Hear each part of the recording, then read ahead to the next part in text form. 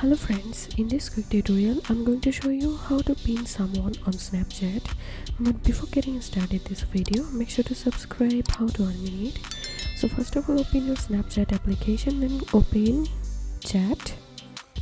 So I want to pin this conversation, so tap on this conversation and click on more,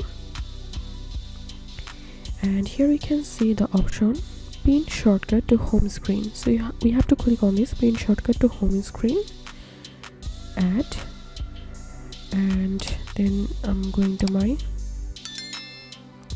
So here we can see conversation has successfully pinned to my home screen.